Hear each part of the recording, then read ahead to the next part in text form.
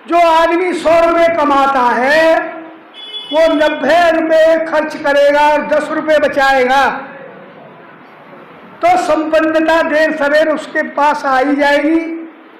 और जो आदमी 100 रुपये कमाकर 110 रुपये खर्च करेगा तो देर सवेर जो उसके पास है वो भी उसके हाथ से चला जाना है।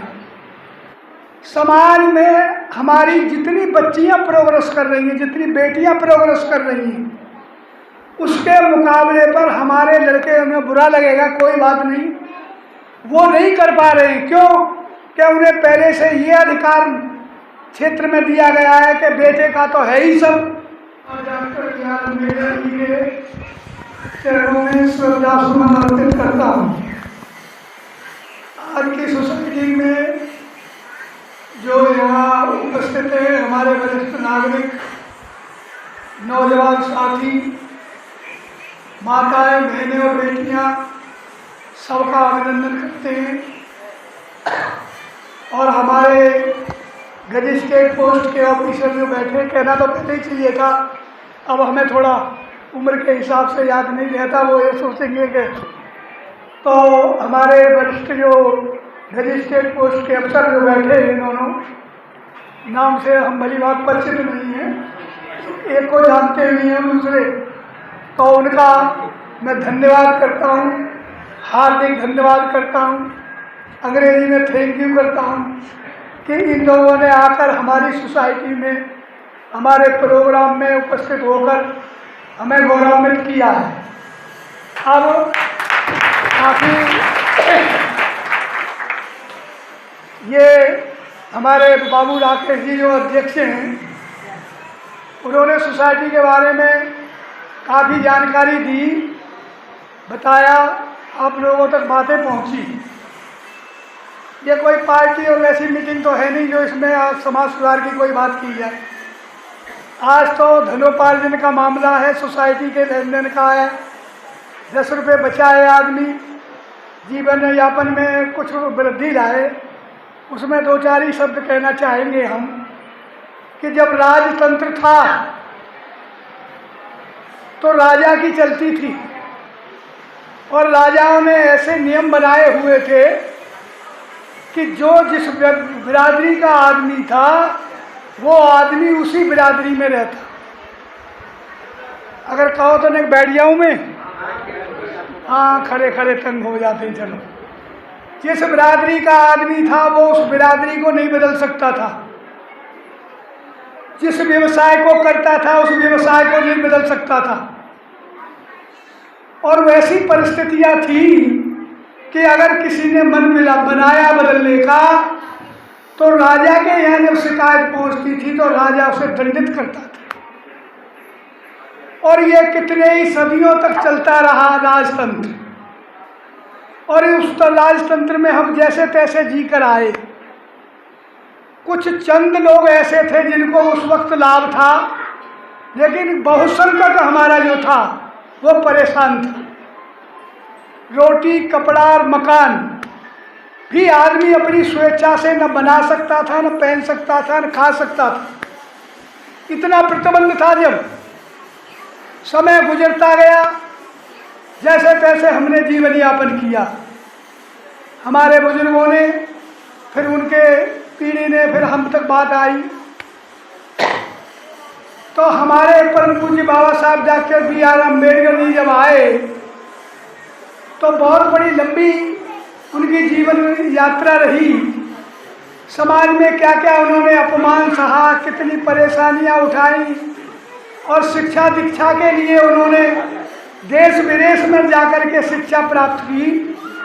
और उस शिक्षा से जब देश में यहाँ आज़ाद होने की बात चल रही थी देश की, तो बाबा साहब डॉक्टर अम्बेडकर हमारे समाज का नेतृत्व कर रहे थे। जिन्ना साहब नेतृत्व कर रहे थे मुसलमानों का, हिंदुओं का नेतृत्व कर रहे थे गांधी जी। आज लोग कहते हैं कि हमें जो भी मिल रहा है वो गांधी जी की वजह से मिल रहा है, लेकिन जो अम्बेडकरवादी हैं, जो बुद्धवादी हैं, उनको पता है कि गांधी जी ने हमारे साथ क्या किया। उस व्यवस्था में बाबा साहब doctor B are Ambedkar ji ने संघर्ष किया और बहुत बड़ी बातें हैं, उन पर अगर कहा जाएगा तो एक दिन नहीं, महीनों में भी पूरी नहीं होंगी।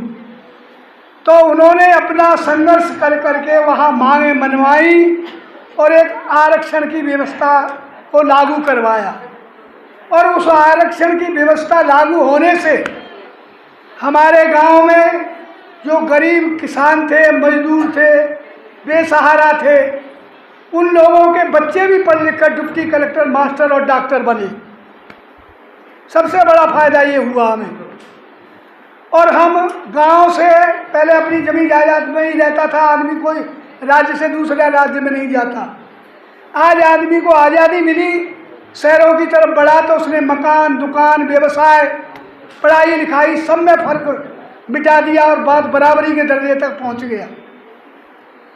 तो इस बराबरी के दर्जे पर पहुंचाने वाला जो व्यक्ति हैं, जो हमारे महामानव हैं बाबा साहब डॉक्टर अम्बेडकर, उन्होंने हमें शिक्षा का अधिकार दिया, स्वास्थ्य का अधिकार दिया, समाज में जीने का अधिकार दिया। उन अधिकारों से हम आज ये सब कुछ कर पाए। तो इन बच्चों ने, जो हमारे ये नौजवान साथी जो बच्चे हैं, इन्होंने मिलकर जो ये सोसाइटी का गठन किया। बाकी उन्होंने सारी बातें बताई, बस वो तो इतना ही बताना चाहेंगे कि आज प्रजातंत्र है, राजतंत्र से निकलकर हम आ गए हैं प्रजातंत्र में।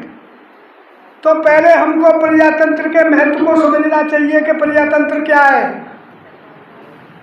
प्रजातंत्र का मतलब है हम अपने आप में स्वामित्व रखते हैं, सरकार बनाने की रखते हैं, जमीन जायदाद का अधिकार रखते हैं, शिक्षा दीक्षा का अधिकार रखते हैं। यानी वो सारे अधिकार हमें प्राप्त हैं अगर हम चाहें उनका सही यूज करना। तो अब इस प्रजातंत्र में सबसे बड़ी दो एक आध बात है कि जो अभी भी चल रही हैं, उन पर मैं नहीं जाऊंगा। लेकिन हमें आज के टाइम में आगे बढ़ने के लिए सबसे पहले समाज में संपन्न होना जरूरी है, संपन्नता लाना जरूरी है। अब ये संपन्नता आएगी कैसे? भाई, संपन्नता आने के दो कारण मेरी समझ में आते हैं। जो आदमी 100 रुपये कमाता है वो 90 रुपये खर्च करेगा और 10 रुपये बचाएगा, तो संपन्नता देर सवेर उसके पास आ ही जाएगी। और जो आदमी 100 रुपये कमाकर 110 रुपये खर्च करेगा, तो देर सवेर जो उसके पास है वो भी उसके हाथ से चला जाना है। तो सबसे महत्वपूर्ण बात सोसाइटी की है बचत, जो उन्होंने अभी हमारे अध्यक्ष जी ने प्रकाश डाला कि कुछ बचत करें। तो ये जो ज़रूरी नहीं है कि सब लोग एक जैसा कमाते हैं। हमारा मानना है कि जो 10,000 कमाता है वो 100, 200, 500 रुपये तो बचा ही सकता है। और हमारी सोसाइटी में 200 रुपये का शेयर है, तो हम चाहते हैं कि वो 200 रुपये अगर बचता रहेगा तो साल में 2400 रुपये होगा। और 2400 रुपये के हिसाब से भी अगर हम जोड़ते रहे तो 10-5 साल में वो कई हज़ार में परिवर्तित हो जाएगा। तो सबसे पहले संपन्नता जरूरी है और संपन्नता के लिए बचत जरूरी है। दूसरा कारण, समाज में हमारी जितनी बच्चियां प्रोग्रेस कर रही हैं, जितनी बेटियां प्रोग्रेस कर रही हैं, उसके मुकाबले पर हमारे लड़के, उन्हें बुरा लगेगा, कोई बात नहीं, वो नहीं कर पा रहे हैं। क्यों? क्या उन्हें पहले से ये अधिकार क्षेत्र में दिया गया है कि बेटे का तो है ही सब, बेटी का क्या है, आज नहीं तो कल चली जाएगी। लेकिन हमारा संविधान बेटी और बेटा को बराबर का अधिकार देता है। माँ बाप की संपत्ति में भी देता है, ससुराल में भी देता है। तो हम उन बेटियों के लिए सबसे ज़्यादा जो हमें गौरवान्वित कर रही हैं और आगे बढ़ने में हमारा सहयोग कर रही हैं, उनके लिए हम धन्यवाद कहना चाहते हैं। और बेटियाँ पढ़ने में लिखने में सजग हैं। अब हमारे घर में जो महिलाएं, जो माएँ बहनें, ये सब लोग शिक्षा पर इस वक्त इतना ध्यान दे रही हैं कि और कोई काम हो या ना हो, मैं बच्चों को उन्हें ले जाने स्कूल छोड़ने जाते हैं, लेने जाते हैं। लड़कियां रहेंगी तो उन्हें छोड़ने जाएंगी, लेने जाएंगी, और फिर घर द्वार का सारा काम देखती हैं। हमको रोटी पानी कपड़े लेना देना और हमारी पीढ़ी को बढ़ाने के लिए अन्य ज़रूरतों में भी उनकी सारी भागीदारी है। तो वो भी हमारे समाज की धुरी है। जैसे कोई चक्का धुरी पे चलता है तो मानव जाति के लिए नारी एक धुरी है जिस पर पहिया घूमता है। तो इनका सम्मान भी हमें होना चाहिए। क्यों? बचत में ये भागीदारी है। यहाँ बैठी हैं, अगर इन्हें किसी तरह से 100 रुपये कोई रिश्तेदार दे गया या कहीं से प्राप्त हो गए तो ये उस 100 रुपये को देखभाल के खर्चती हैं आदमी के मुकाबले में। और यहाँ कोई ऐसी नहीं है जिस पर अपना पैसा न हो, चाहे वो बताए नहीं। यहाँ जितनी बैठी हैं कोई ऐसी खाली नहीं है जिस पर पैसा नहीं है। थोड़ा बहुत पैसा अगर उन पर आ भी गया तो उसे सही मायने में उसे इस्तेमाल करती हैं। तो हम कहते हैं कि अगर उसे बचा के रखना है फिर खर्च करना है तो उसमें सोसाइटी का शेयर खरीदो और इसमें उसे बढ़ाओ और सेफ भी रहेगा। तो अब हमारा कहने का मतलब है कि दूसरा प्रोग्राम भी होने वाला है। बात करने के लिए तो घंटों बोल सकते हैं किसी विषय पर। हम अपनी बात यहीं समाप्त करेंगे। सभी लोगों का धन्यवाद करते हैं। जय हिंद करते हैं लोग। सोसाइटी के वार्षिक उत्सव के उपलक्ष्य में हम यहाँ उपस्थित हुए हैं और मैं पुनः सभी लोगों का धन्यवाद करता हूँ। मेरे लिए और सभी सदस्यों के लिए ये दिन बड़ा महत्वपूर्ण होता है क्योंकि हम सब एक साथ आते हैं, एक प्लेटफॉर्म पे आके मिलते हैं, एक दूसरे को जानते हैं और एक दूसरे को देखकर बड़े प्रसन्न भी होते हैं। जब इस सोसाइटी की स्थापना रखने का समय था, जैसा हमारे यहाँ कोषाध्यक्ष मास्टर जी ने बताया कि इसका उद्देश्य क्या था, हमारे विचार क्या थे, हम इस सोसाइटी को क्यों संगठित करना चाहते थे। हमने हमारे समाज के अंदर, आस पड़ोस के अंदर कुछ ऐसे केसेस देखे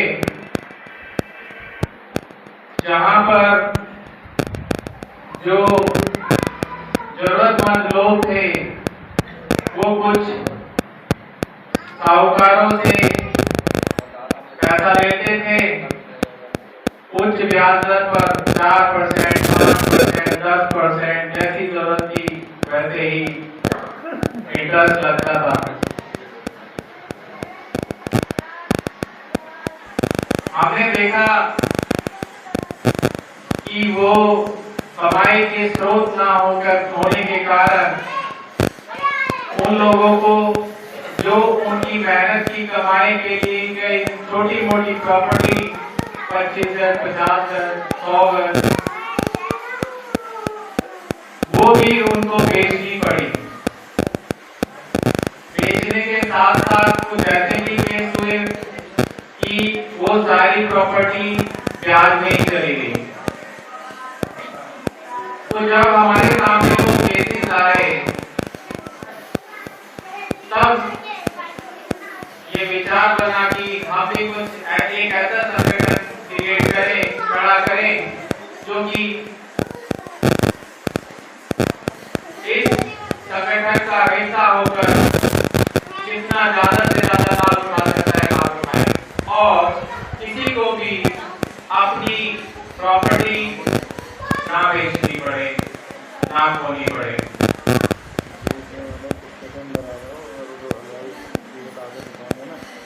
हमारा जो उद्देश्य है, जो सदस्य हैं सोसाइटी के वो सभी समान अधिकारी हैं अपनी जरूरतों को पूरा करने के लिए और जो लोग हमसे जुड़े हैं वो गवाह हैं कि सोसाइटी किस लेवल से लोगों के सहयोग में अपना अनुदान करती है। हमारी कोशिश यही होती है कि हम ज्यादा से ज्यादा सदस्यों को इस सोसाइटी से लाभ उठाने का अवसर दें। शुरुआत तो इस सोसाइटी की बहुत पहले हो गई थी, लगभग 22 साल पहले, लेकिन जो रजिस्ट्रेशन हम लोगों ने कराया वो 2018 में कराया। सबके सहयोग से आज 4 साल हम पूरे कर चुके हैं, 5वें साल में हम अग्रसर हैं और 5 सालों में लगभग 4.5 सालों में जो हमने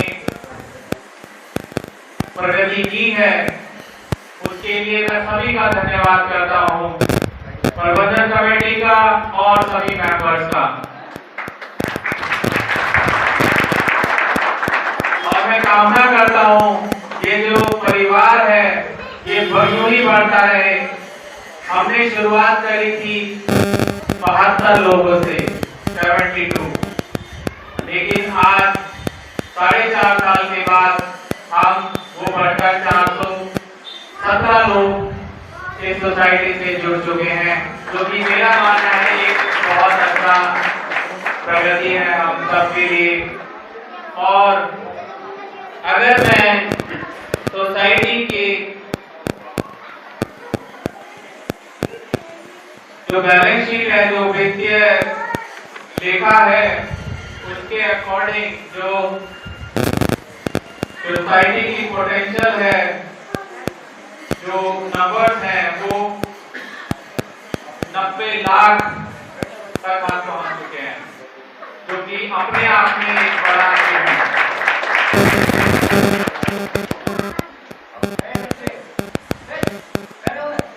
एक छोटा सा पौधा लगाया और वो आज बढ़कर एक फल देने लायक वृक्ष बन गया है और आगे चलकर भी न जाने कितने और वृक्षों को जन्म देगा। बचत जब हम लोग करते हैं तो हम यही सोचते रहते हैं कि क्या करें, कैसे करें, कितना करें। बचत का कोई रूप नहीं होता। 5 रुपए, 10 रुपए, 100 रुपए, 50 रुपए, जो भी आपकी क्षमता है आप घर में करिए, सोसाइटी के माध्यम से करिए, लेकिन बचत जरूर करिए। बचत आपके भविष्य को संभाल कर रखती है, बनाकर रखती है। हमारा यही मानना है कि कोई वित्तीय परिस्थितियों के अनुकूल रहे, उसके विपरीत ना जा पाए। कहने का मतलब यह है कि जिसको जितनी जरूरत है उसके पास उतना वित्त अवेलेबल होना चाहिए, उपलब्ध होना चाहिए। लेकिन हम जानते हैं हम लोग एक मजदूर क्लास से आते हैं, हमारे बीच कुछ वरिष्ठ अधिकारी भी हैं, लेकिन कुछ लोग हमारे सहयोगी, हमारे सदस्य जो बहुत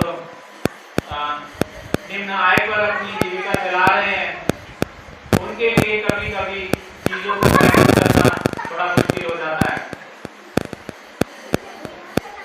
तो हमारी यही हमेशा एक वो इच्छा रही है कि हम, हो सकता है कि हम अपने जो बड़े अधिकारी हैं या जो संपन्न व्यक्ति हैं, मेंबर्स हैं, उनको शायद लोन की या किसी और सहायता की जरूरत ना पड़े, लेकिन जो हमारे अन्य सदस्य हैं जो निम्न आय पर अपनी जीविका चला रहे हैं, उनके लिए हम ज्यादा से ज्यादा सहयोग कर सकें और उनकी जरूरतों को पूरा करने में हम थोड़ा सा सहयोग कर सकें।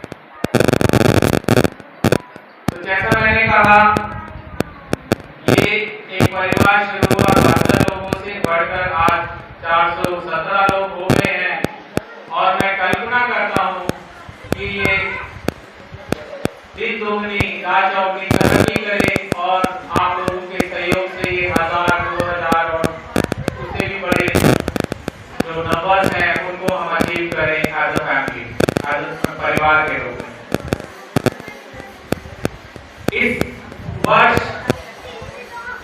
कि मैंने पिछले वर्ष की कुछ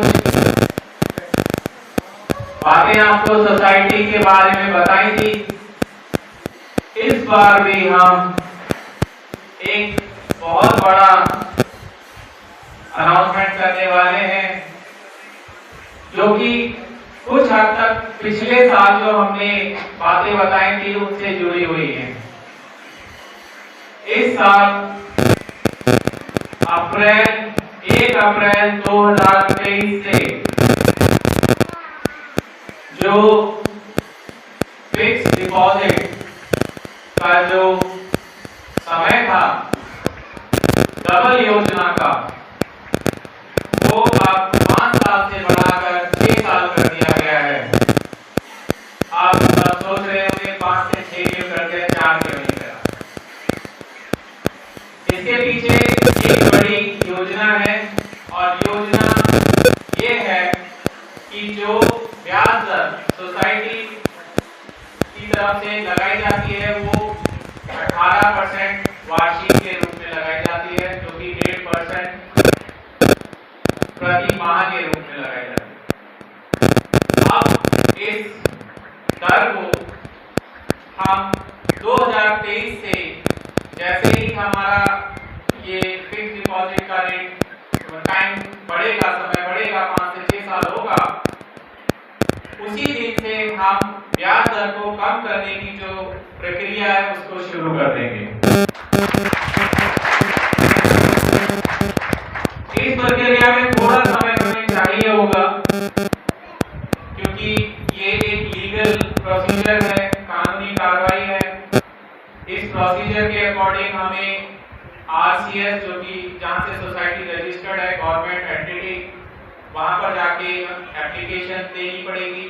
वो लोग हमारे एप्लीकेशन के माध्यम से हमारे जो नए रूल होंगे उनको मान्यता प्राप्त करेंगे, और फिर हमें एक दस्तावेज के रूप में, डॉक्यूमेंट के रूप में हमारे बायलॉज को चेंज करेंगे, जो कि सोसाइटी के जितने भी रूल रेगुलेशंस, आपकी CD का अमाउंट, ब्याज दर, सब कुछ उस डॉक्यूमेंट में होता है, वो एक नया हमें बना कर देगा। तो ये जो पूरा जो चेंज है इसमें थोड़ा समय लगेगा, परंतु मैं ज्यादा समय नहीं मानकर चल रहा हूँ, लेकिन हाँ लगभग आपका 6 से 8 महीने का समय फिर भी हम लोगों को लग जाएगा। तो जब हम अगले वर्ष उन्हें अपनी वर्षगांठ मना रहे होंगे, तो मैं ऐसी कामना करता हूं कि हम नए ब्याज दर की घोषणा कर दें, और ये ब्याज दर ऐसी होगी कि सब लोग इसका, मैं मानता हूं, फायदा उठा पाएंगे।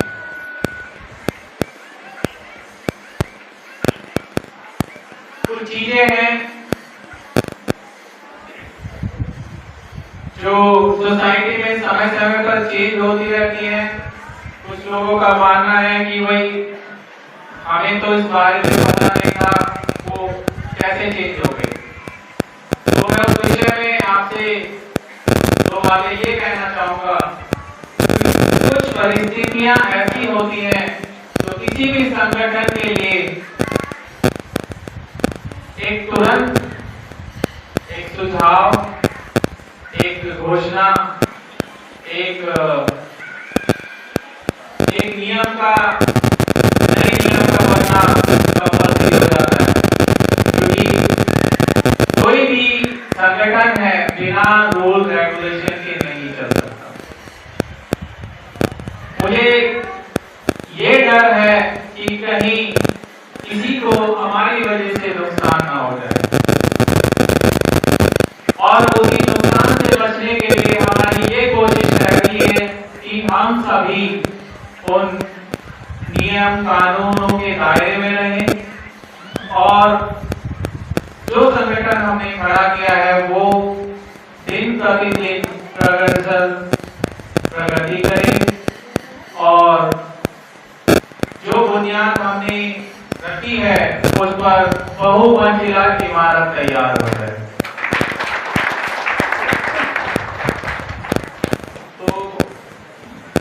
इसके लिए मैं सभी से क्षमा भी मांगूंगा कि कई बार जो तुरंत नियम बनाए गए हैं उनसे कुछ लोगों को आपत्ति हुई, तो उसके लिए मैं क्षमा मांगता हूं। लेकिन फिर भी मैं यही कहूंगा, ये सब आप ही लोगों के लिए। मान लीजिए मैं एग्जाम्पल के रूप में बोलूं, राकेश कुमार ने एक 10 लाख, 5 लाख या 2 लाख का लोन ले लिया और मैं चला गया, किसका नुकसान होगा? सोसाइटी का। सोसाइटी किसकी है? आप लोगों की। आप सोसाइटी हो तो नुकसान आप लोगों का होगा, और आप लोग कभी ये नहीं चाहते हैं कि आप लोगों को हम नुकसान पहुंचाएं किसी भी रूप में। हमारा यही प्रयत्न है।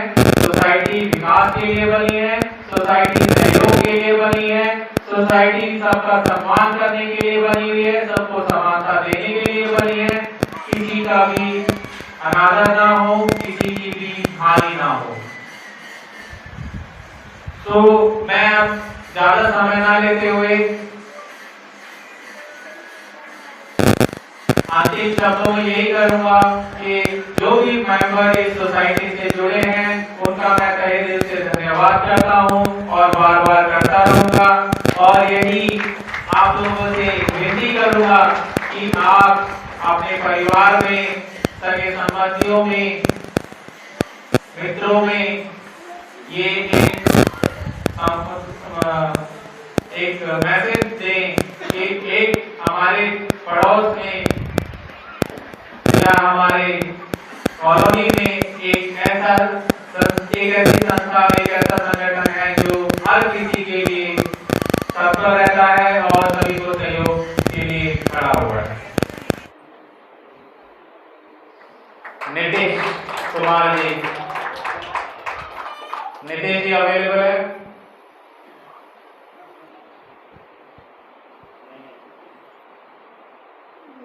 डॉक्टर सुरेंद्र राम जी आए और सभी अतिथियों का स्वागत करें।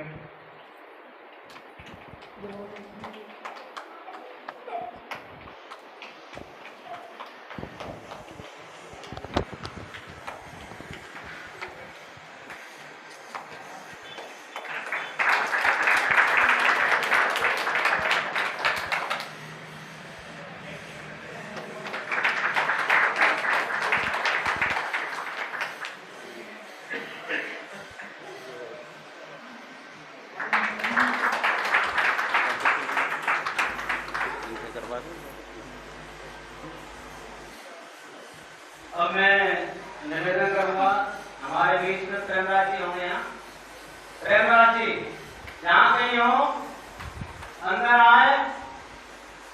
देवराज जी जो इस सोसाइटी के प्रमुख जिम्मेदार हैं, इन्होंने शुरुआत इन्हीं के उसमें हुई है थाने में, लेकिन सरकारी नौकरी होने की वजह से लोगों ने जिम्मेदारी से साइड हुए। क्या आप लोग संभालो बच्चे?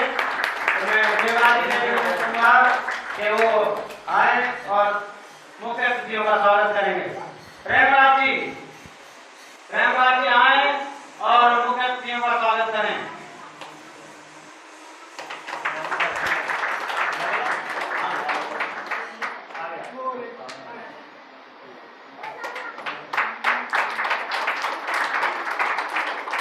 इसी के साथ हमारे सामने बैठे संत जी जो समता सैनिक दल के अच्छे कार्यकर्ता रहे हैं, समाज के सुधारने में उन्होंने पुस्तकों से लेके मूर्ति से लेके सारे तैयारियां की हैं।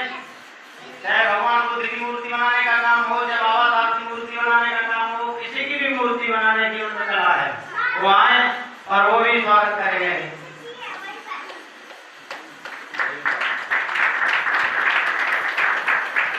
इसी के साथ सुरेश चंद्र जी लेक्चरार हैं, वो भी आए और वो भी स्वागत करें अतिथियों का।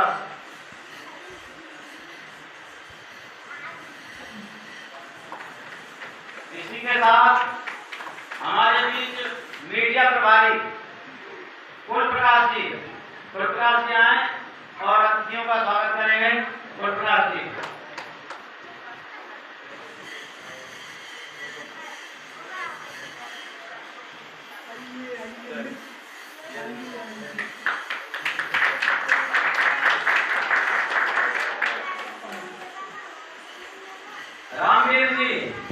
रामवीर जी आए और अतिथियों का स्वागत करेंगे।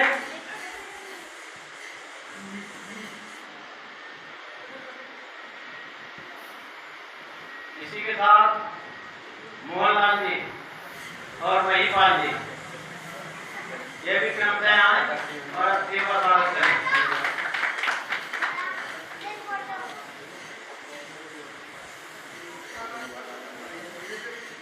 इसी के साथ उदल राम जी, उदल आए और अतिथियों का स्वागत करें। ठीक है। हाँ, और भी 2-4 आदमी सब शुरुआत करते हैं।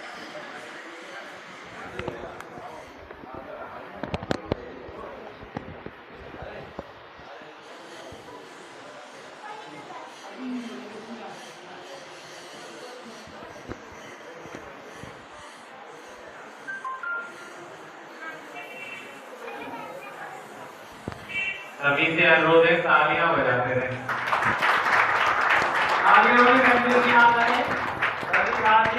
दिवाली का समय है, उत्सुकता होनी चाहिए। और मैं आगे 2 आदमियों को और बुलाता हूँ, उसके बाद फिर शुरुआत करेंगे कार्यक्रम की। हमारे बीच में रामादेव जी हैं, वो भी आए और वो भी अतिथियों का स्वागत करेंगे। और इन्हीं के साथ प्यारेलाल जी, वो पोस्ट ऑफिसर सरकार हैं, वो भी आएंगे, स्वागत करेंगे। तालियां बजा रहे हैं।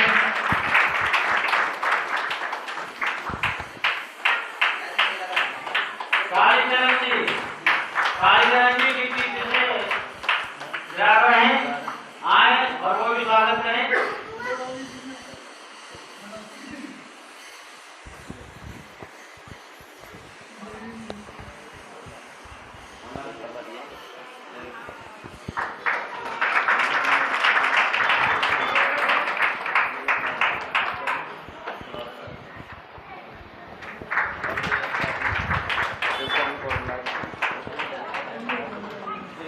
शिवचरण जी एमसीडी से लेकर आ रहे हैं, शिवचरण जी आए और वो भी स्वागत करें। और हमारे बीच ब्रजपुरी से जो हमारी संस्था को बहुत सारे मेंबर किए हैं और हमारे पप्पू सिंह जी वो भी आए और अतिथियों का स्वागत करें।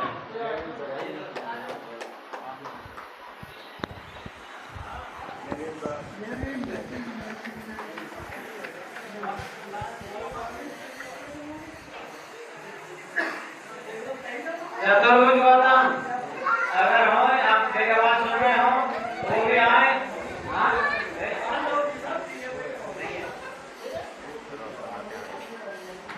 चलो समय अधिक हो रहा है तो नितिन जी मैनेजमेंट कमेटी के मेंबर आए और सभी अतिथियों का स्वागत करें। तो मैं आगे की कार्रवाई शुरू कराता हूँ।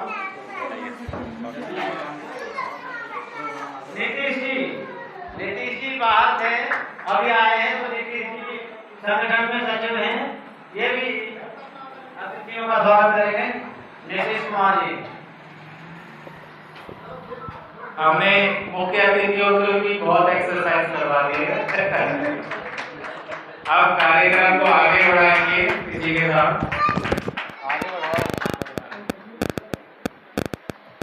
अब मैं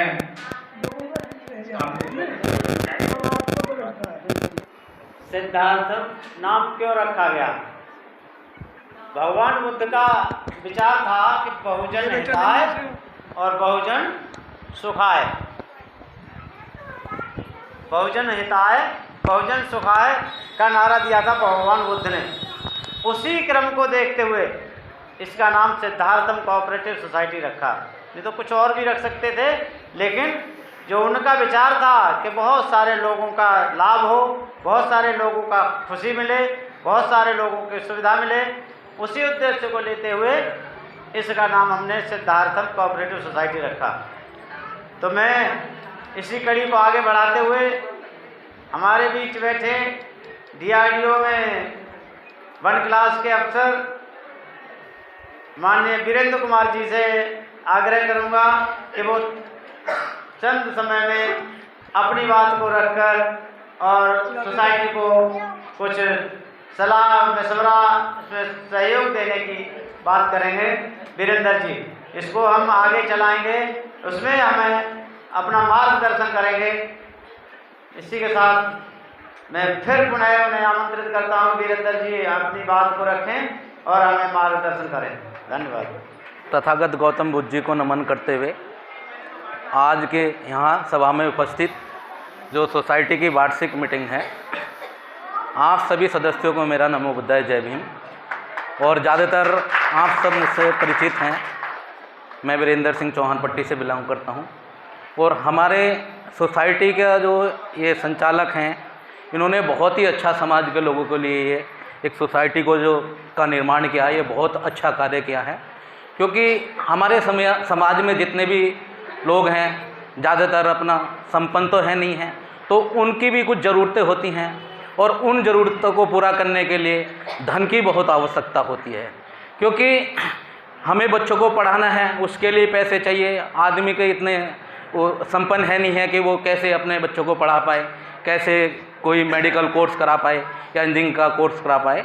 तो इन्होंने ये बहुत ही अच्छा कार्य किया है, जो सोसाइटी इतने अच्छे केवल 4 सालों में इतना अच्छा ये सोसाइटी आउटपुट दे रही है और अच्छा रन कर रही है। तो हमें ज़्यादातर शिक्षा की ओर ध्यान रखना है और अपने प्रोफेशन की तरफ ध्यान रखना है, क्योंकि 2 ही चीज़ों से हम आगे बढ़ सकते हैं, या तो कोई अपना बिजनेस कर सकें या शिक्षित बन के कुछ नौकरी कर सकें, जिससे हम अपने घर परिवार के बच्चों को या अपने परिवार को अच्छे से चला सकते हैं। जैसे कि आप सबने कभी देखा होगा कि या सुना होगा, कभी सर्कस में आप गए हो तो एक जुगलर होता है। वो जुगलर 5 बॉलों को इस तरह बैलेंस में घुमाता रहता है कि एक भी बॉल को वो गिरने नहीं देता। हम सब भी ठीक एक जुगलर की तरह ही इस समाज में जुगलर की ही तरह हैं। हम भी सिर्फ इन 5 बॉलों से ही अपने जीवन को चला रहे हैं। तो ये जो 5 बॉलों का मैं आपको एक छोटा सा एक उदाहरण देने जा रहा हूँ। जो जुगलर उसको बैलेंस बना के उछालता रहता है और पकड़ता रहता है, ये 5 बॉलें भी ठीक हमारे जीवन में उसी तरह उदाहरण दे के लाई। तो उनमें से 3 बॉलें गेंद की होती हैं और 2 बॉलें कांच की होती हैं। जो 3 बॉलें गेंद की होती हैं, पहली बॉल हमारी वो नौकरी होती है या एक व्यवसाय होता है, और दूसरी जो बॉल होती है वो हमारा जो अपना कोई प्रॉपर्टी है वो होता है, और तीसरी जो बॉल है रबर की, वो हमारे साथी होते हैं, मित्र होते हैं। बाकी 2 बॉल है जो कांच की बॉल है, उनमें से मैं पहली बॉल के बारे में बताने जा रहा हूँ। वो पहली बॉल कांच का अपना स्वास्थ्य होता है और दूसरी बॉल जो कांच की होती है वो हमारा परिवार होता है। तो जो रबर की तीनों बॉलें हैं, यदि रबर की पहली बॉल ठीक है चली जाती है तो वो वापस आ जाएगी। वो रबर की है, एक बार गिर गई उछल के वो वापस आ सकती है। यानी कि हमारा नौकरी या व्यवसाय चला गया तो वापस एक ना एक दिन बैलेंस हो जाएगा। प्रॉपर्टी चली गई वो भी बैलेंस हो जाएगा। और हमारे साथी या मित्र हमसे रूठ जाते हैं या चले जाते हैं तो हमारे दूसरे मित्र भी बन जाते हैं। परंतु सबसे ज़्यादा महत्वपूर्ण जो मैं 2 बॉल की बात कर रहा था, कांच की जो बॉल है, एक जो स्वास्थ्य की बॉल कांच की बॉल है, अगर हमारा स्वास्थ्य चला गया तो वो वापस नहीं आ सकता, वो वापस नहीं आ सकता। फिर जो दूसरी बॉल है, यदि हमारा परिवार है, परिवार में कोई मुसीबत हो जाती है, कुछ हो जाती है, तो उसकी हम भरपाई नहीं कर सकते हैं। तो मेरा कहने का मतलब है कि हमें बहुत ही अच्छे तरीके से ध्यान रखें, अपने आप को मैनेज करना है, क्योंकि हम और जो हमारा परिवार है ये हम ही मेन है, तभी हम इसको अपना रन कर सकते हैं, अपनी फैमिली को चला सकते हैं। तो आप लोगों के साथ में इतना विचार मैंने थोड़ा सा शेयर किया है, तो मैं ये कहना चाहूँगा कि आप अपने बच्चों को थोड़ा शिक्षित करते रहिए, पढ़ाते रहिए। यदि हमसे कोई हेल्प होती है तो हम हमेशा तैयार रहते हैं। किसी के जो भी मेरे लायक हेल्प रहती है, ज़्यादातर आप लोग परिचित रहते हैं, तो मैं हमेशा अवेलेबल होता हूँ। और किसी को अपने बच्चों को जो भी बिज़नेस कराना है बिज़नेस कराइए, ताकि हम लोग आगे समाज की ओर विकास कर सकें। और सोसाइटी बहुत अच्छा काम कर रही है। जय भीम, नमो बुद्धाय। पोस्ट पर हैं रक्षा विभाग में, है रक्षा मंत्रालय विभाग में, जो आईएएस के रैंक से लेवल का रैंक होता है, आईएएस की पोस्ट होती है, उस पर हैं। और ये कितनी मुश्किल से, कितने कठिन परिश्रम से यहाँ तक पहुँचे हैं, ये भी मैं अब उनको बुलाता हूँ आपके बीच में। वो हमें सोसाइटी के विषय में मार्गदर्शन करेंगे और आने वाली पीढ़ी को, बच्चों को शिक्षा का महत्व और उनका अपना जीवन कैसे यापन करना है उसमें भी सलाह देंगे, ताकि जो आने वाली पीढ़ी है वो मेहनत करे, संघर्ष करे, क्योंकि संघर्ष से जीवन है और आगे बढ़े। इसी के साथ में माननीय मुख्य अतिथि जी को आग्रह करता हूँ कि वो आए और अपने विचार प्रस्तुत करने से पहले अपने विचार को प्रस्तुत करेंगे, उसके बाद में गिफ्ट वितरण करेंगे। मैं अशोक जी को आग्रह करता हूँ अपने विचार रखें। तालियां उदय जी का बहुत बहुत धन्यवाद। उनके माध्यम से इस वर्ष 12 लोगों ने सोसाइटी से जुड़े हैं और हम ये कामना करते हैं ये इसी तरीके से प्रयास करते रहेंगे और सोसाइटी की जो नए स्तंभ हैं उनको खड़ा करने में हमारा सहयोग करेंगे। बहुत बहुत धन्यवाद। बहुत बहुत मुबारक हो आपको। अब जो दूसरा नाम है वो हमारे बीच में मौजूद है ब्रजपुरी से श्री पप्पू सिंह जी। मैं उनसे अनुरोध करूंगा वो मंच पर आए और अपना गिफ्ट जो उपहार है उसको ग्रहण करें। तालियां।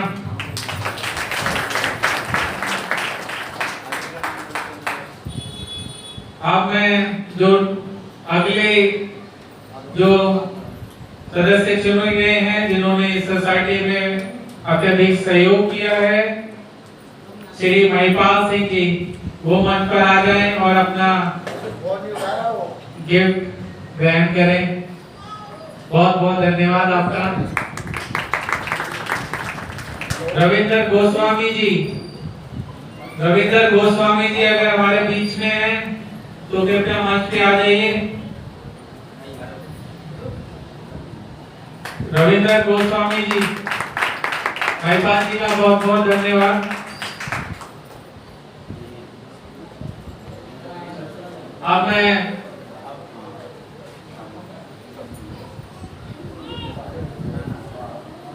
कोषाध्यक्ष जी और सचिव गावस्कर से अनुरोध करूंगा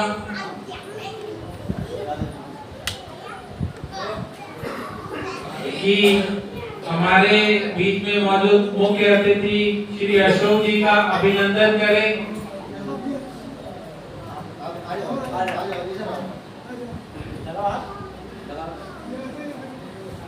सभी का बहुत बहुत धन्यवाद कार्यक्रम की शोभा बढ़ाने के लिए। अशोक जी बहुत बहुत धन्यवाद आपका, आपने अपना कीमती समय दिया। अब मैं हमारे दूसरे मुख्य अतिथि श्री वीरेंद्र कुमार जी से अनुरोध करूंगा कि वो अपना उपहार ग्रहण करें।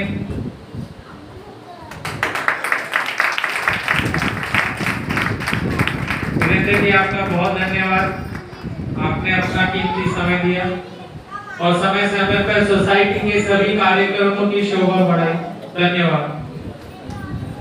रविंद्र गोस्वामी जी अगर आ चुके हैं तो कृपया मंच पर आ जाइए। रविंद्र गोस्वामी, शायद वो अभी आकर चले गए हैं। अब मैं अपने कोषाध्यक्ष मास्टर जी से अनुरोध करूंगा हमारे बुजुर्ग श्री दल सिंह बौजी को सम्मानित करें। उनके लिए एक छोटा सा उपहार सोसाइटी की तरफ से। बहुत बहुत धन्यवाद। व्यक्ति जिनको अभी सम्मानित किया गया है, एक उपस्थित नहीं है लेकिन 3 उपस्थित हैं।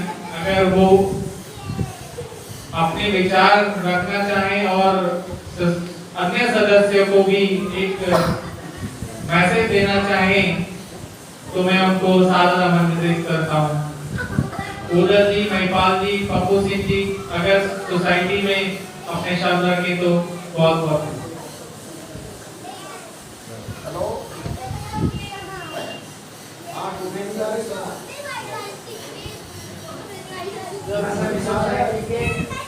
बहन और भाई और मेरे सभी आए हुए गणमान्य व्यक्तियों को धन्यवाद देता हूँ। सोसाइटी को बनाना बहुत आसान है, उसे चलाना बहुत कठिन काम है। क्योंकि मैं मार्केट के अंदर 28 साल रहा हूँ और मैंने मार्केट के अंदर 25 गज के या 50 गज के मकान वाले अपनी बेटी की शादियों में जो रिश्ते रख के आते थे वो उनको ही मकान दे के चले आते थे और इसकी फीस मुझे बहुत ज़्यादा थी। इस सोसाइटी के लिए प्रेरित करने के लिए हमारे मोदी जी और जो हमारे मास्टर जी हैं और हमारे कई गणमान्य व्यक्ति हैं, उनसे हम भी प्रेरित थे। मगर ये कैसे हो, एक आदमी के हाथ में नहीं है। हम समझाते तो बहुत लोगों को हैं, मगर समझ में जब आती है जब वो ब्याज में पैसा ले लेते हैं। हम कहते हैं यार ये ब्याज वाले की मुक्ति पानी है तो तुम मेरे साथ चलिए, मैं सोसाइटी में तुम्हें मेंबर बना देता हूँ और वहाँ से पैसा 1.5% उठा के इसको दीजिए, 5% का पैसा रिटर्न करके अपनी डिस्ट्रीब्यूट करिए। तब लोग ज़्यादा प्रेरित होते हैं और उनकी समझ में जब आता है जब उन पर यहाँ आला चलना शुरू हो जाता है। वैसे अगर हम किसी को हाथ जोड़ कर भी विनती करें, पैर पूछ के भी विनती करते तो सोचते हैं कि ये शायद हमें नहीं मिलेंगे। हम लूटते नहीं हैं, हम उसी की सोसाइटी ज़्यादातर खोलने की कोशिश करते हैं जिनके मकान है, जो जिम्मेदारी ले सकता है। और 4 मेंबर जो भी सोसाइटी में खोलेंगे 4 मेंबर तैयार करिए अपने ग्रुप में। जमानती को भी ढूंढने की जरूरत नहीं पड़ती ना किसी चीज के लिए, फिर भी मानवता के साथ हम जमानती देता हूँ, मैं बराबर में काम करता रहता हूँ। तो मैं जो है इस सोसाइटी के लिए रात दिन में जो लोगों के घर में टीवी ठीक करने जाता हूँ तब भी उनको प्रेरित करता रहता हूँ। अरे तो परेशान हो भैया, ऐसा काम कर लीजिए और क्या काम में तुम्हारे बच्चे के लिए सुविधा मिलेगी, शिक्षा के लिए भी सुविधा मिलेगी और आपकी बेटी की शादी के लिए भी सुविधा मिलेगी। तुम 50-50 हजार में अपने निश्चित रख देते हो और कोई भी 5% से 10% तक के मैं दुकानों में देखा है तो रोज शाम को आकर खड़ा होता है, 500 रुपये ब्याज के देखा था। 10% के पैसे लेगा किसी ने 20,000 या 50,000 कर रखे। दीपावली का समय आएगा 29 की हालत खराब है। तो इसलिए जो है का सोसाइटी में आपकी जिम्मेदारी बनती है कि एक दूसरे को प्रेरित करें और उसको छोटी छोटी चीजों से वाकिफ कराएं। तभी इस सोसाइटी को हम अगर जितनी ज्यादा दूर ले जाएंगे, जितने ज्यादा मेंबर होंगे तो यहाँ का ऋण मैं उम्मीद करता हूँ 5% से भी सालाना ब्याज 5% के आसपास भी आ सकता है। जितनी हमारी हमें प्रगति होगी 1000, 2000, 3000, 5000 जब मेंबर हम हो जाएंगे 1000 के आसपास, तो उम्मीद करना कि हमें 5% सालाना ब्याज तुमको कोई मिलेगा और ये आपके लिए फायदा होगा। और आप जोड़िए और जोड़ोगे तभी जो अगर किसी चीज को तुम मजबूत बनाओगे। जब झाड़ू को तुम अगर एक जगह बांध दो तो बहुत मजबूत हो जाएगी, अगर उसे बखेर दो तो तुम झाड़ू नहीं लगा सकती है। ऐसे ही समाज के अंदर भी जोड़ने का काम करिए, एक दूसरे की जिम्मेदारी है। हम तो हाथ जोड़ते हैं, विनती करते हैं, रिक्वेस्ट करते हैं। मैं उन लोगों यहाँ पर बैठे हैं उनसे पूछे जाते हैं सोसाइटी को लेकर, मैं उनको उसी दिन से खुदावंद कर देता, मगर देर आए सवेर आए रकम उनका भी और वो उनको क्या फायदे होंगे उनको यहाँ पर आकर बता सकते हैं कि हमें क्या क्या फायदा होगा इससे। तो मैं ज़्यादा बात न करते हुए और आपका भोजन तैयार है, भोजन सभी को ग्रहण करना है और जो सोसाइटी के अंदर से जो चादर वगैरह हैं उनको लेते हुए आप अपने अपने इस चीज़ पर ध्यान जरूर देना। और मैं यही विराम देता हूँ।